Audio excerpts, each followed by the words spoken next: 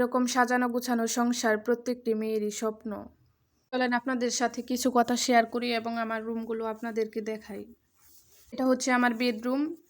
কেমন হয়েছে সাজানো অবশ্যই কমেন্টে জানাবেন। সংসারের প্রত্যেকটি জিনিসের প্রতি অন্যরকম মায়া জড়িয়ে আছে।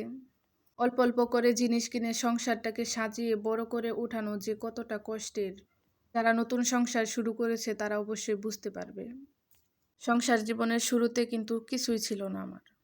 অল্প অল্প করে কিনতে কিনতে আজ সংসারটা অনেক বড় হয়ে গিয়েছে।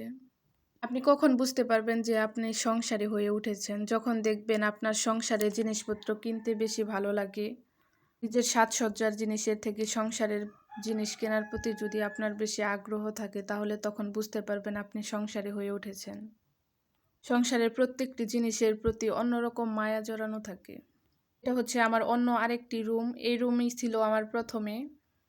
আসলে আমার সংসারে সেরকম কোনো দামি দামি জিনিসপত্র নেই, তবে যতটুকু রয়েছে নিজের কষ্টে গড়া জিনিস। সবগুলো জিনিসের প্রতি অন্যরকম মায়া জড়িয়ে আছে। দামি জিনিসপত্র হলে যে সংসার জীবনে আপনি সুখী হতে পারবেন, এটা কখনোই ভাবে।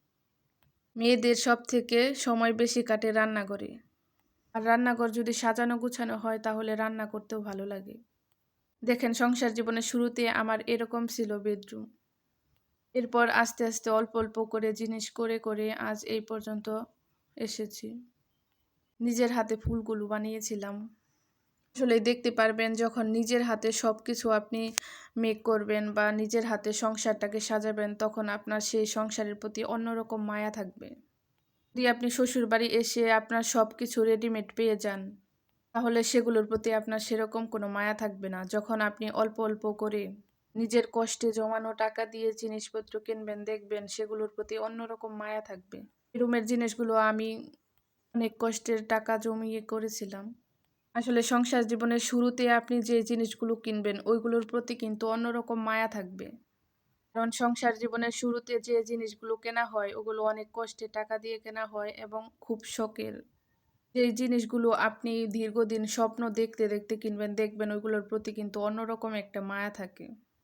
আমারও সেরকম, আমি আগে যে জিনিসগুলো কিনেছি ওইগুলোর প্রতি অন্যরকম একটি মায়া জড়িয়ে আছে। এখন যত দামি আসবাবপত্রই কিনি না কেন, কিন্তু ওইগুলোর প্রতি একটা অন্যরকম মায়া থাকবে। মানুষ আপনাকে নিয়ে টুল করবে, এটাই স্বাভাবিক। মানুষকে নিয়ে টুল করা কিন্তু খুবই সহজ, কিন্তু তার পরিস্থিতিতে দাঁড়িয়ে তার অবস্থানটা বোঝা খুবই কঠিন। আপনাদের সাথে আজকে অনেক কথা শেয়ার করলাম। কে কোথা থেকে আমার ভিডিওটি দেখতেছেন অবশ্যই কমেন্টে জানাবেন।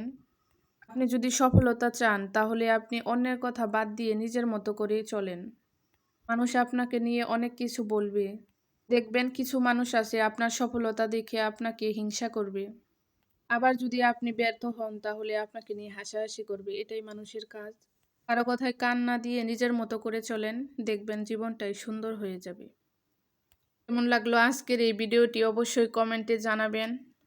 হয়তোবা আমি সেরকম গুছিয়ে কথা বলতে পারি না, ধীরে ধীরে হয়তোবা সেটাও শিখে যাব। আজকের ভিডিওটা এই পর্যন্তই। সবাই ভালো থাকবেন, সুস্থ থাকবেন। আসসালামু আলাইকুম।